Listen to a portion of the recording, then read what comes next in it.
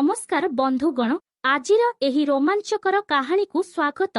मोर नाम शिखा एवं मोर बयस 25 वर्ष। मु जने विवाहित महिला। मो स्वामी नाम आकाश एवं से एक घरोई कंपानी रे काम करती। आमर विवाह को प्राय 3 वर्ष होई गलानी, किंतु एपर्यंत आमर कोनोसी संतान होई नाही। आम परिवार रे मु, मो स्वामी एवं मोर सासू एवं ससुर अछंती। आमे समस्ते आम जीवन रे बहुत खुशी थिलु एवं समस्ते परस्पर सहित खुशी रे रहुथिलु, किंतु हठात केही आम खुशी उपरे खराब नजर पकाइला। प्रकृत रे कोन हैला जे मो सासू एक दुर्घटना रे मृत्युवरण कले, जहा फल रे आम समग्र घरे शोकर लहरी खेलीगला। सासूंक मृत्यु परे आमे समस्ते भितरे भांगी पड़िलु। एहा एपरि थिला जेपरि दुखर पहाड़ खसी पड़िथिला। सासूंक मृत्यु परे मो श्वशुर बहुत दुखित होई जाइथिले। जेतेबेले मु मो श्वशुरंकु देखुथिली, से एका बसी कांदुथिले एवं सासूंकु मने पकाइथिले। मो स्वामी एवं मु श्वशुरंक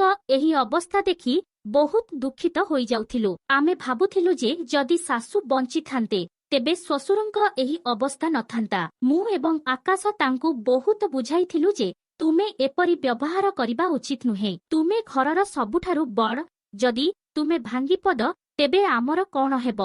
आमे तांकु बुझाइबाकु चेष्टा करिबा परे किछि समय पई से ठीक थिले, किंतु जेतेबेले से एका थिले से पुणी थरे समान होई जाउथिले। 6 मास एहीपरि बीतीगला, किंतु मो श्वशुरंक पई तांक स्त्रींकु भूली जिबा बहुत कष्टकर थिला। तापरे किछि समय पई आमे मो श्वशुरंकु कोलकातारे थिबा आम भाउजंक पाखकु पठाइलु। डाक्तर माने मध्य सबुबेले कुहंती जे जदि आमे घटना घटिथिबा स्थानरु दूरकु जाऊ, तेबे आमे किछि समय पई घटनाटिकु भूली जाऊ। मो श्वशुर प्राय 2 मास कोलकातारे रहिथिले, किंतु से फेरी आसीबा परे मध्य आमे तांक मध्यरे कोनोसी परिवर्तन देखिलु नाही। प्रकृतरे तांक मध्यरे कोनोसी परिवर्तन नथिला, किंतु मु तांक आचरण रे एक अजब जिनिस लक्ष्य कली। मु लक्ष्य कली जे से प्रायतः मो शरीर को चाही रहुथिले, किंबा केतेबेले मते छुइंबाकु चेष्टा मध्य करुथिले। मु तांक कार्यकलापकु बहुत अजब भाबिली, कारण से पूर्वरु केबे मो सहित एपरि करिनथिले। मु मो स्वामी को फोन करी सबु किछि कहिबाकु चाहुथिली, किंतु तापरे मु भाबिली जे जदि मो स्वामी मते विश्वास करंती नाही, तेबे मु कोन करिबी। मु भाबिथिली जे हुएत एहा मोर भूल धारणा, किंतु दिने एहा समस्त सीमा पार करिदेला। गोटिए दिन मो श्वशुर एपरि किछि कले जहा मो पाद तळु माटी खसीगला। मु विश्वास करिपारु नथिली जे से एपरि किछि करिपारिबे। जेतेबेले मु बाथरूम को जाउथिली, मो श्वशुर सेठारे पूर्वरु थिले। मु किछि समय पई सेठारे ठिया होइथिली। मु भाबिथिली जे से किछि समय परे बाहर को आसीबे, तेनु मु सेठारे ठिया होइथिली। किंतु एहा कोन भीतरु अजब शब्द आसुथिला। मु भाबुथिली जे मो श्वशुर बाथरूम भितरे एते समय धरी कोन करूछंती। मु तांकु डाकिबाकु चेष्टा कली, किंतु से हुएत मोर कथा सुनी नथिले। तापरे जेतेबेले मु भाबिली जे से जे कोनोसी समय रे बाहर को आसी परिबे, मु मो रूम को आसिली। प्रथमे मु मो स्वामी को एहा कहिबाकु भाबिली, किंतु पुणी थरे मु भाबिली जे जदि से मो कथा विश्वास करिबे नाही, तेबे मु कोन करिबी। एहा भाबी मु सारा राती जागी रहिली एवं सोई पारिली नाही। मु भितरे बहुत विरक्त होइगली, कारण एते दिन धरी जहा घटुछि ताहा बहुत अजब थिला। मो स्वामी मते प्रेम करिबाकु कहिले, किंतु मु कहिली जे आजि मोर मन नाही। आउ एहा कही मु तांक आड़कु मो पिठी फेराई सोई पड़िली। मु सारा राती जाग्रत रहिली एवं परदिन मो स्वामी को 5 दिन पई कोनोसी काम पई सहर बाहर को जिबाकु पड़िला। से एक सभा को जाउथिले। मु तांक ब्याग पैक करी तांक टिफिन मध्य प्रस्तुत करिथिली। किछि समय परे मो स्वामी तांक काम को चाली गले। एबे घरे केवल मु एवं मो श्वशुर एका थिलु। मु भयरे थरुथिली। प्रत्येक मुहूर्त शताब्दी परि बीती जाउथिला। मु सारा दिनर घर काम कली एवं समस्त काम शेष करिबा परे मो रूम को आसिली। गतकाली रातिरे मु सोई पारि नथिबारु एबे मते निद आसीबाकु लागिला। मो आखि आपे आपे बंद होई जाउथिला।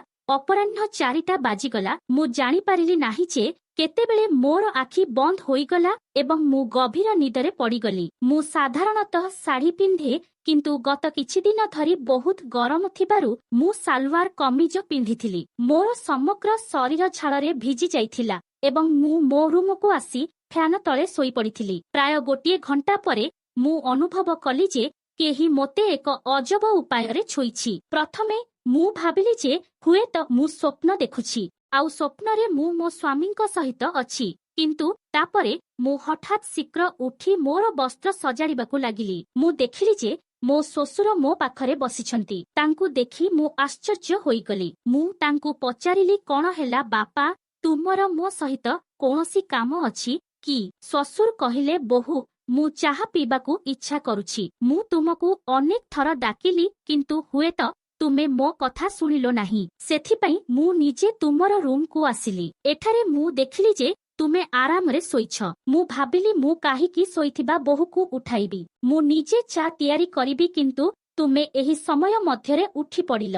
ଏହି କଥା କହି ଶ୍ୱଶୁର ତାଙ୍କ ମତାମତ ଦେଲେ। ମୁଁ ଶୀଘ୍ର ବିଛଣାରୁ ତଳକୁ ଓହ୍ଲାଉଥିଲି। ମୋର ହୃଦୟ ଜୋରରେ ଚାଲୁଥିଲା। ମୁଁ ମୋ ମୁଣ୍ଡରେ ଦୁପଟା ଧରି କହିଲି, ବାପା, ତୁମେ ତୁମର ରୁମକୁ ଯାଅ, ମୁଁ ସେଠାକୁ ଚା ଆଣିବି। ଏହା ଶୁଣି ତାଙ୍କ ମନ ଭାଙ୍ଗିଗଲା। ତାପରେ ସେ ତାଙ୍କ ରୁମକୁ ଗଲେ। ପ୍ରାୟ 15 ମିନିଟ୍ ପରେ ମୁଁ ତାଙ୍କ ରୁମକୁ ଚା କପ ନେଇଗଲି। ଯେତେବେଳେ ମୁଁ ତାଙ୍କ ରୁମକୁ ଗଲି, ମୁଁ ଦେଖିଲି ଯେ ଶ୍ୱଶୁର ତାଙ୍କ ରୁମରେ ବସି କାନ୍ଦୁଛନ୍ତି। ମୁଁ ପଚାରିଲି, କ'ଣ ହୋଇଛି ବାପା, ତୁମେ କାହିଁକି କାନ୍ଦୁଛ? କୌଣସି ସମସ୍ୟା ଅଛି କି? ଯଦି ତୁମେ ଅସୁସ୍ଥ ଅଛ, ମୁଁ ତୁରନ୍ତ ଡାକ୍ତରଙ୍କୁ ଡାକିବି। ସେ କହିଲେ, ନା ବୋହୂ, ସେପରି କିଛି ନାହିଁ। ଆଜି ମୁଁ ତୁମ ଶାଶୁଙ୍କୁ ବହୁତ ଚିନ୍ତା କରୁଛି। ମୁଁ ତାଙ୍କୁ ମନେ ମନେ ବହୁତ ଖୋଜୁଛି। ସେ ଚାଲିଯିବା ପରଠାରୁ ମୁଁ ଏହା ବୁଝିପାରୁନାହିଁ ମୁଁ କାହାକୁ ମୋ ହୃଦୟର ଭାବନା କହିବି। ମୁଁ ମଧ୍ୟ ଜଣେ ମଣିଷ ଏବଂ ମୋର ମଧ୍ୟ କିଛି ଇଚ୍ଛା ଅଛି। ମୁଁ ମଧ୍ୟ ମୋ ହୃଦୟର ସମସ୍ତ କଥା କାହାକୁ କହିବାକୁ ଇଚ୍ଛା କରେ। ଏବେ ମୁଁ ପିଲା ନଥିଲି ଯେ ମୁଁ ତାଙ୍କ ହାବଭାବ ବୁଝିପାରିବି ନାହିଁ। ମୁଁ ବୁଝିପାରୁଥିଲି ଯେ ସେ କ'ଣ କହୁଛନ୍ତି। ତଥାପି ମୁଁ ତାଙ୍କ ପାଖକୁ ଯାଇ ତାଙ୍କୁ କହିଲି, ବାପା, ଚିନ୍ତା କରନ୍ତୁ ନାହିଁ। ସବୁ ଠିକ ହୋଇଯିବ ଏବଂ ଯଦି ତୁମେ ମୋ ସହିତ କଥା ହେବାକୁ ଚାହୁଁଛ, ତୁମେ ମୋ ସହିତ କଥା ହୋଇପାର। ମୁଁ ଏହା କହିଦେଲି ଯେତେବେଳେ ସେ ମୋତେ କୁଣ୍ଢେଇ ପକାଇ କାନ୍ଦିବାକୁ ଲାଗିଲେ। ମୁଁ ବହୁତ ଅଜବ ଅନୁଭବ କରୁଥିଲି ଏବଂ ମୋ ମନରେ ବିଭିନ୍ନ ଚିନ୍ତା ଆସୁଥିଲା। କିନ୍ତୁ ତଥାପି ମୁଁ ତାଙ୍କ ପାଇଁ ବହୁତ ଦୁଃଖ ଅନୁଭବ କରୁଥିଲି ଏବଂ ମୋ ଶ୍ୱଶୁର ଏତେ ବୃଦ୍ଧ ଥିଲେ ଯେ ଆମେ ତାଙ୍କୁ ଆଉଥରେ ବିବାହ କରିପାରିଲୁ ନାହିଁ। ଯଦି ଆମେ ତାଙ୍କୁ ପୁଣି ଥରେ ବିବାହ କରିଦେଲୁ, ତେବେ ଆମେ କାହାକୁ ମୁହଁ ଦେଖାଇ ପାରିବୁ ନାହିଁ। ଆମକୁ ସମାଜରୁ ବାହାର କରିଦିଆଯିବ। ତେଣୁ ଘରେ ଏହି ସମସ୍ୟାର ସମାଧାନ ଖୋଜିବା ଭଲ। ଥରେ ମୋ ମନରେ ଆସିଲା ଯେ ଯଦି ମୁଁ ମୋ ଶ୍ୱଶୁରଙ୍କୁ ଖୁସି କରିବି, ତେବେ କେହି ଜାଣିପାରିବେ ନାହିଁ ଏବଂ ଘରର କଥା ଘରେ ହିଁ ରହିବ।